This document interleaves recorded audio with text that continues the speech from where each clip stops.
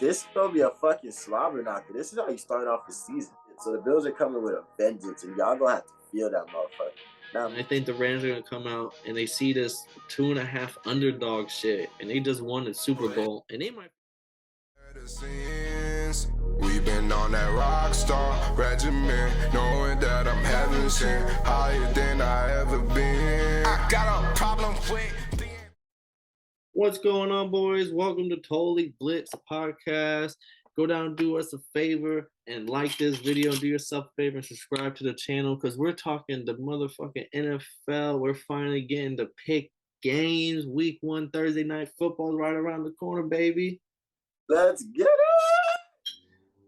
I'm pouring up the shot because, as you know, I'm Paul, pick 'em, win 'em, Contra, and I'm joined with. Hey, you already know it's that boy Lil KK, aka Kev Waterboy, some boy. And bruh, it's been I don't know how many days I'm not a counter, you feel me? But it's been motherfucking so long since we got to talk some motherfucking football. Thursday night football's coming up, man. 2022 season. We saw how crazy lit last season was. We saw how crazy this offseason was. Bro, we're back to football, dog, and it feels so motherfucking good.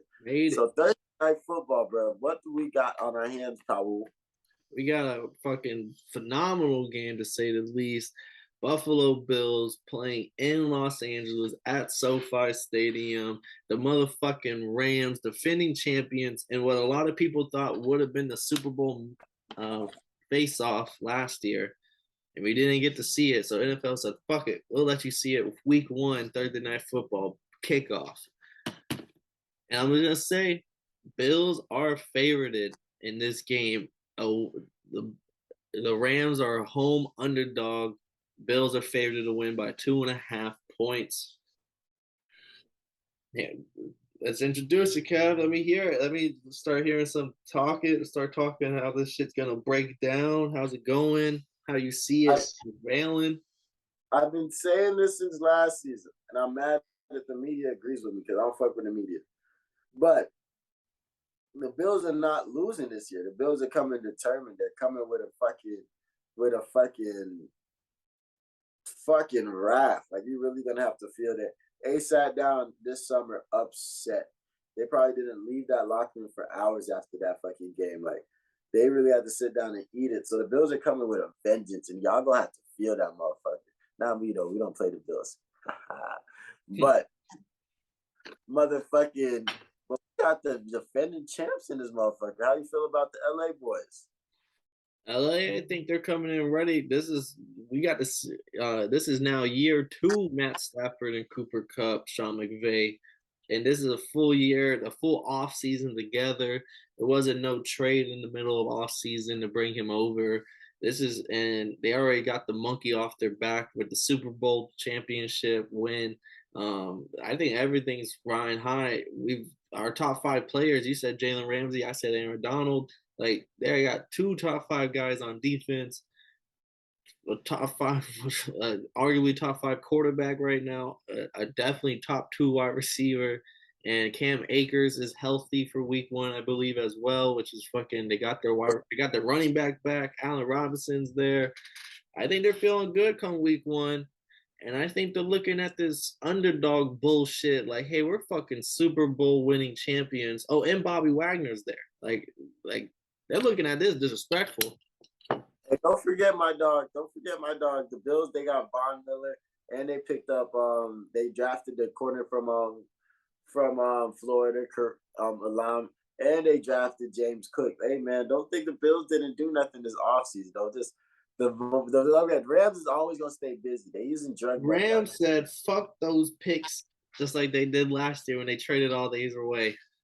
They using drug money out there, so they straight. They just built a new stadium. They just paid Aaron Donald and motherfucking Matt Stafford. Like, they're using drug money out there, so it's cool. We don't see what happens when it's time to pay Cooper Kupp, because I need you to give him every motherfucking penny. But this is going to be a fucking slobber knocker. This is how you start off the season. And NFL did it last year with the Bucs versus Cowboys, where they know Dak was healthy with that offense. They knew it was going to be those 2 high-powered offenses. Like, we can shout out the defense all we want, but this is fucking NFL football, and they're going to favorite their offense. And this Every is time. two offensive teams right here. What you call juggernauts? Facts. This is our 1 and 2s or 2 and 3s. Didn't matter which way you put it. These are two teams that are up there. But now we got to get into the picks. Now we got to how are we leaning for this? Before we pick, man, this is low key. This could very much be the Super Bowl, like dead ass. And this, I don't know how many times it may happen. Someone may have pulled a statistic up. If this is the first game in the NFL, how many times has the first game in the NFL also been the Super Bowl that same year? So you start the NFL with the same game, you end the NFL season on. That'd be crazy. That would be kind of crazy. NFL knows what the fuck they're doing. It might be the first time ever. You know, when it comes Super Bowl time, they're gonna be like, "This is the first time ever this matchup has." You know, they'll bring out that ESPN stat quick. All day, all day.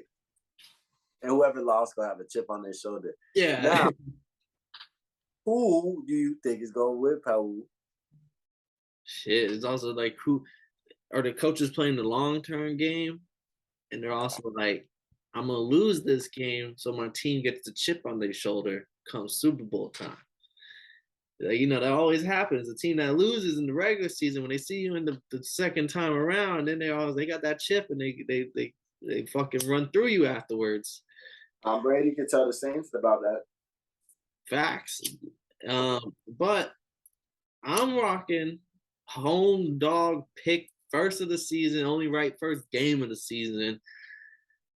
I'm taking the Rams at home. If the Bills are at home, I'm probably taking the Bills at home. But since the Bills just traveled literally across the country to play this game on Thursday, I know they'll be ready. They've been itching to play football for a while now. I know all that, but that's still a travel. There's still jet lag. Whereas the Rams are going to be resting at home, eating home cooked dinner, getting ready. Like, it's a different feel. And I think the Rams are going to come out and they see this 2.5 underdog shit, and they just won the Super Bowl, and they might feel like their team's even better this year around. And that's going to fire them. If they weren't fired up enough, that 2.5 underdog at home definitely is going to fire them up come kickoff. So yeah, give me the Rams to win. And to win the fucking opener after they just won the Super Bowl. We saw the Bucks do it last year when they beat the Cowboys. And I think the trend is going to repeat this year. That's crazy. I think the Bills is coming through, and they say, "Hey, yo, I'll pull up to your block.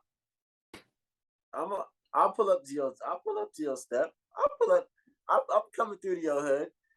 The Bengals had to pull up to their hood for the motherfucking Super Bowl. So they say, "Yeah, I'll pull up in this bitch. Hey, bring Kendrick, bring Dr. Dre, bring Eminem." And you saw what happened when they pulled up to their block and got smoked and went back to Cincinnati empty-handed. They said, "Hey, why do y'all?" They said, "Give us one more possession." They said, "Give us one more possession. It ain't going down like that."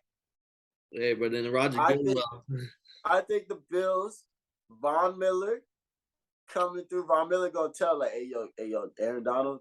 Yeah, he likes to do this and that. I like to, yeah. Von Miller gonna snitch. He gonna tell us what we need to know. Hey, the Matthew crazy Stafford, thing is, you could do that to Aaron Donald, and it won't matter. It don't. He's the king of getting double team. But I really think the Bills is coming through with the show. Like, yo, we were supposed to be in that motherfucking Super Bowl, dudes. This game was supposed to happen last year in the same place. So like, I want them to really come through and put that foot on them. I really want to see Josh Allen and how Stephon Diggs and Josh Allen can mesh well. I hope that they can come out and show out and really show that we, against the number one corner in the league, that we still going to put that pressure on y'all regardless. And this is going to be a great game. This is going to be a 2-point game, 3-point game, field goal game. Hopefully, overtime, give us some free. And it's going to be fucking phenomenal. It's going to be a great game. And don't quote me on it, but I think I remember last year, I believe the Bills started off slow. I think they played either the Colts or Steelers week 1, and they were favored to win, and they ended up losing the game that they're supposed to win just because, you know, they sometimes strong teams start off a little slow. But don't quote me on that, but that's how I see it. I think the Bills are a great team come November, December, and January, but they might start off a little slow, especially away, and especially in the home of the reigning Super Bowl champions that honestly look just as good as they did last year. This is a new trend of keeping all the fucking same players. Like, we're in a new age of football. We'll see, man. It's gonna be a fucking great game. Who do you think is gonna have a showout, spectacular game? I think starting week 1, Allen Robinson, like Cooper Cup is gonna get Cooper Cup things. He's gonna get like 8 to 10. Honestly, his over under for yardage is like 95, and since like week 4 or 5 of last year, his over under for yardage was like 110, 120 for like over the bets. So like if you're getting it at 95, I'm hammering that all day. Like give me Cooper Cup going like he's definitely gonna get his 100 yards and his 10 catches, touchdown probably, maybe even run the ball once or twice. But Allen Robinson I believe is gonna do big things. I think he kind of just, you don't want to say it, but he checked out last year on the Bills. He knew this was a bad team and he knew it was a bad coach, bad situation. He didn't want to be there no more. Now he's on a team that can contend and there's no excuses in his back pocket anymore. So I think he's going to do some big things. And on the flip side, someone who I think probably won't have a big game that people keep talking up is that boy Gabriel Davis. People keep talking about he's going to be this wide receiver super guy. Like you saw what he did last year in the AFC game against the Chiefs. He had like 150 yards. I'm like, yeah, one game. Yeah, like he had one game where he did that. It was phenomenal, but like for the expectations that people are putting on him, like he's gonna be Chris God. Like people are literally comparing him to Chris Godwin right now, coming into this year of like what he might do year 3. And I'm like, I don't see him doing these crazy things, especially against his Ram defense. We'll see. Maybe he is that guy, but overall, those are my highs and lows for those people. What about you, Kev? Who you see balling? Who you see stalling? Definitely Stephon Diggs calling, taking on the challenge, be like, yo, number 1 receiver in the league, number 1 corner in the league. I'm gonna show that you're not gonna be able to play with me. And I like him to get 100 yards, really show, like, really put that heart out and show, like, yo, I'm gonna do I'm gonna do big things. Josh Allen's gonna have a good game. But I put my spotlight on James Cook. I feel like if he's starting, I feel like he can really show, like, he can kind of stay active and kind of really get 100, like, and really have a show out rookie game, first game. That one would really surprise you, just because Singletary is still there, and rookies are more like when they get them, sometimes they're the better talent, but it's like come week 4, Singletary's on the bench, and now the rookie's taking over everything. But they did draft his ass in like round 2 or 3 or 4. Like they did go get him, and he did ball out at Georgia. So I wouldn't be too surprised, but I would still be surprised if like come week 1, that boy's doing big things. But I love to see him break from 1 or 2 on the ass and be like, okay, we're gonna go with you for the rest of the game. I do love to see the Stephon Diggs, Jalen Ramsey matchup. That would be something I am paying attention to come this game. Yes, sir. But that's Thursday night football, man. It's gonna be fucking great, and the NFL season is back. You can take a drink to that. Yes, sir. I ran out of shots. There it goes. So this has been the Totally Blitz, man. We got the football coming to you, more and more previews, more and more recap. And this is our favorite time of the year, man. And let's get it. Fight Club is still going to be going on, man. So anybody that's tuned in, man, we fuck with you, man. We really do, man. And we're going to keep catching you on the long one. I'm Lil KK, a.k.a. Kev Waterboy. So what?